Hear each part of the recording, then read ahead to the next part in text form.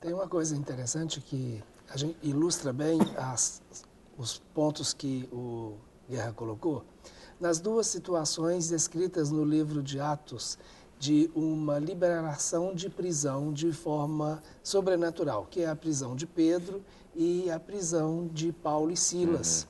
Então, Pedro, ele estava preso e a igreja em unidade, né, o grupo orava. Então, intercedia, entrava em guerra em favor da vida de Pedro. Né? E ali nós temos a visão de unidade. Estavam todos reunidos, usando as armas que eles tinham para que Pedro fosse libertado da prisão. E essa libertação ela aconteceu.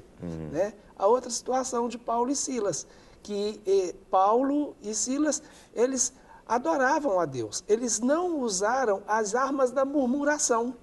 Eles poderiam ter continuado aprisionados ali se eles tivessem olhado para as circunstâncias e para dentro deles mesmos.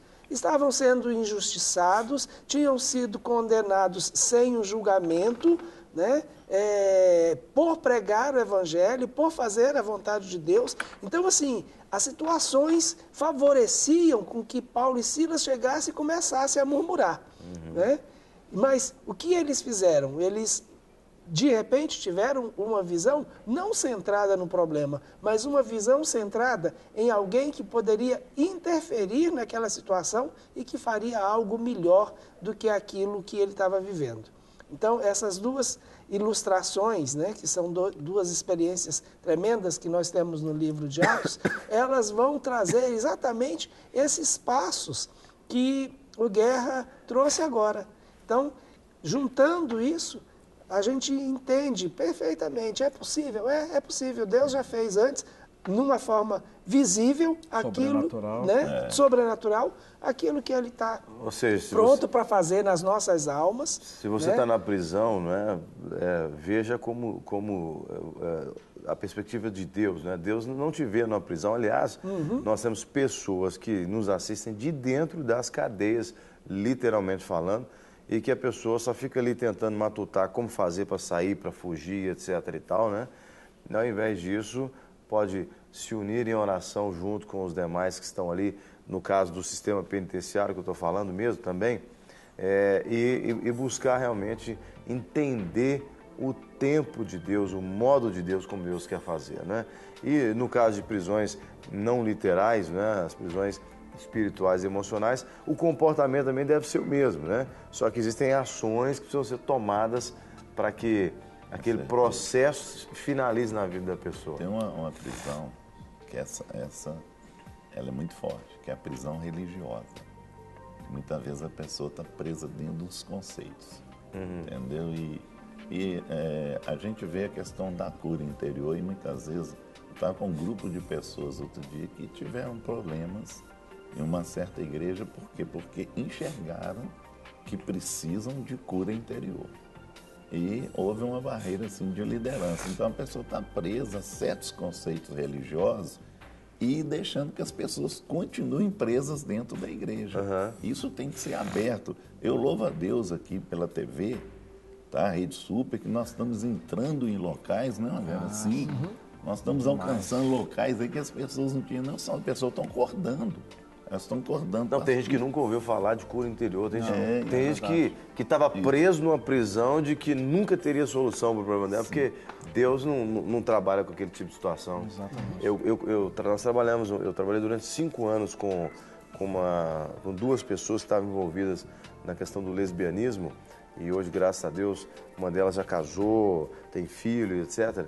Mas elas haviam saído de uma igreja e disseram para mim que a igreja de onde participavam, a liderança expulsou e falou assim, para vocês não tem jeito mais, né? O caso de vocês é um caso encerrado, né? Então não há caso encerrado para Deus, né? Lógico que não. A Bíblia fala claramente que é Deus quem dá a última palavra, né? Não são os homens, não é a circunstância. É uma prisão que tem que ser liberta, né? Porque as pessoas ficam num sufoco, né, Rogério? E Jesus, quando confronta os fariseus, ele fala isso: vocês erram por não conhecer nem as Escrituras e nem o poder de Deus.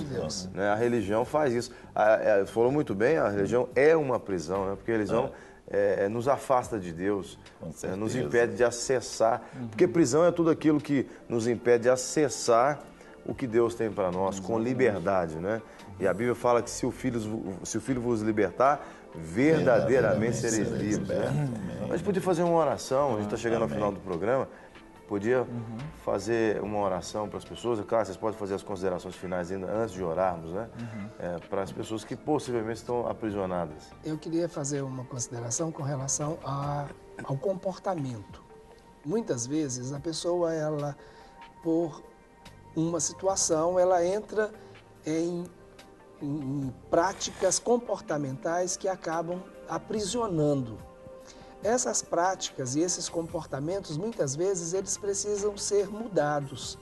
Então, que você, se tem um comportamento que ele é um aprisionamento na sua vida, é algo que te oprime, algo que você não gostaria de fazer, comece a pensar em comportamentos alternativos, de uma maneira simples, estabelecendo alvos alcançáveis, pequenos, para você não se frustrar, e comece a ir em direção a esses alvos no sentido de mudança desses comportamentos. Então, você citou agora o caso de 2 pessoas envolvidas com o homossexualismo. Essas pessoas, com certeza, tiveram que mudar hábitos. Elas tiveram que mudar comportamentos. E muitos desses hábitos e comportamentos não foram tão simples de ser mudados. Sim. Né? Há um processo. Então, todas as vezes que nós nos sentimos aprisionados por um comportamento que não é aquele comportamento ou aquele hábito que nós queríamos, nós precisamos partir para uma atitude de mudança desses hábitos, criar novos hábitos em substituição a estes. E aí, nesse caso, a porta da prisão aberta para você vai fazer com que você realmente enxergue outras possibilidades.